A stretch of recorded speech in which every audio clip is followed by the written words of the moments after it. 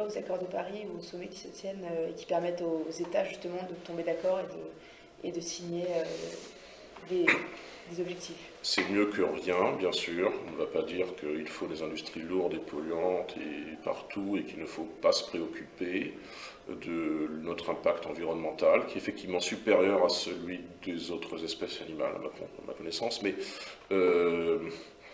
comment dirais-je, il y a un double... Il y a une double insuffisance, à mon sens, des accords de Paris ou de ce type d'accord. Premièrement, c'est croire dans les faits, une triple insuffisance même. C'est de croire que ces accords auront nécessairement un effet, ça n'est pas du tout certain, parce qu'encore une fois, je ne crois pas qu'il y ait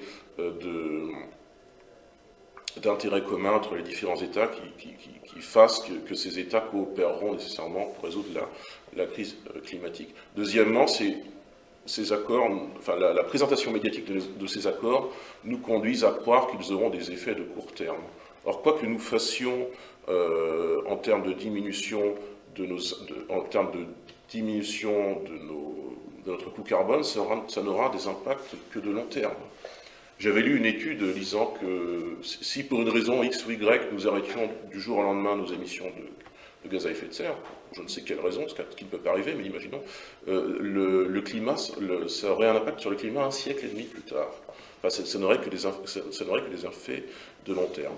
Et puis, troisième écueil des accords de Paris et de ce type de traités, d'accords internationaux, c'est tout l'aspect, et qui moi me déplaît personnellement très fortement, c'est tout l'aspect greenwashing, comme on dit, le fait qu'il s'agisse de grands symposiums, de grands barnums entre chefs d'État, qui d'ailleurs viennent en avion, donc participent à un coup carbone énorme au passage, même si ça c'est un peu voir les choses par le petit bout de la lorgnette, mais tout de même, et pour ne pas décider de grand-chose, pour se donner bonne conscience, si vous voulez, entre occidentaux.